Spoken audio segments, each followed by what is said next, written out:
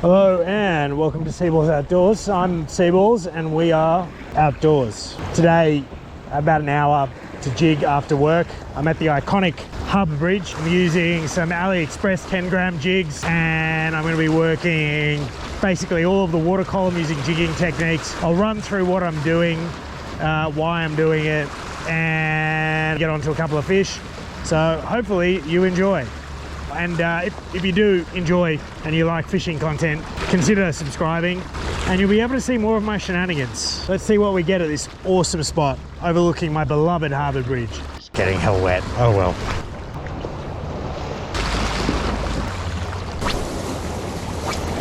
Just to cover off the technique, using quite light line to get a good cast distance, using a reasonably light lure that would imitate the size of an anchovy. I'm using a 2500 reel.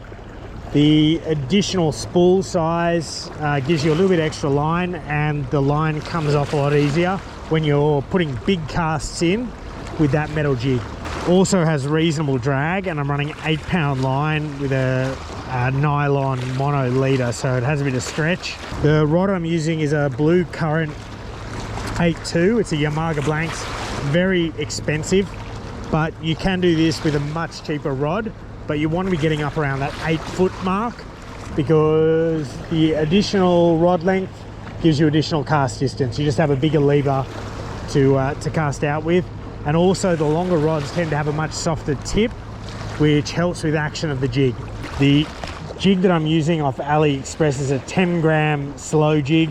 What that means, I don't know. Anything could really be a slow jig. What makes it a slow jig apparently is the fact that it has a flat side and a round side. But all I know is it casts well.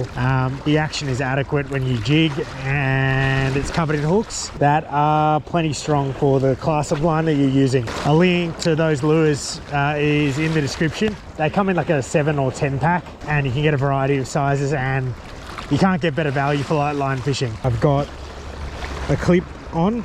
I use the clip because I'm trying to reduce the level of friction on the main line. If you tie like a loop knot, the loop knot will wear through, whereas I've found if you tie onto the end of one of these clips, that line doesn't actually move, it's just this joint that moves and it won't wear through.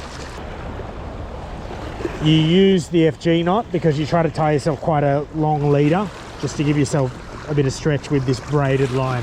When you're casting, you won't get good accuracy, but to get good distance, you really want that lure sitting between that first guide and the reel, and that'll kind of maximize the slingshot effect you get with what do they call it? I think I call it a parabola cast. And you should see the rod load up. I'll do 3 or 4 jigs and then I'll let it hit the bottom, and that's how I'm going to work the bottom of the water column all the way back till I get close to me.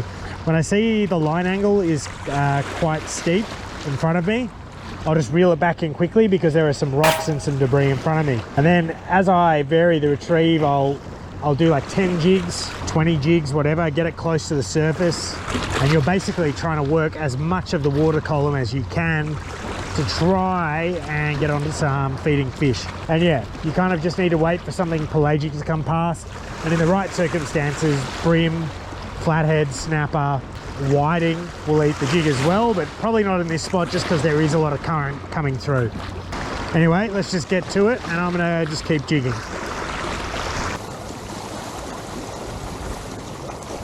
What are we on? Feels like we're on something. Fish.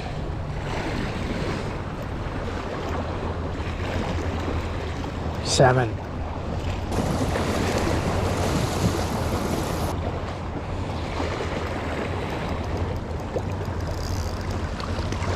Just need it to get tired, but it's getting tired right in the spot you don't want it to, which is right in front of these bloody rocks.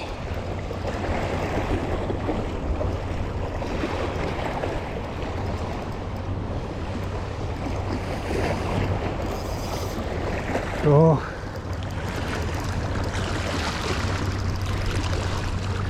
So there's a bunch of rocks in front of and around.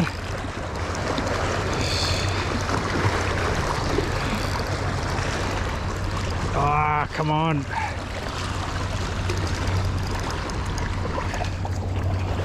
What a meaty boy. Man, that's an achievement, land base on 8 pound. Yeah. Yes. That's sick. That's quite the catch. That's a fair catch in just for a arvo. That probably took me 45 minutes. We'll get him back because we're not going to keep him. Thank you, my friend. Swim off. Quite the fight. That was awesome. But there's a rock out here and a rock there, and he kind of came in here and then decided to fight and didn't manage to go under either of them. So that was quite lucky, because when he did run, he had quite a bit of power, had us going. And you are a weird piece of stuff. What is that? I don't like it, whatever it is. Oh, deserve that kind of. That storm ain't looking too good. So I think we'll probably call it one salmon is plenty good, I think. Okay, that is a wrap. This rock is hell slippery.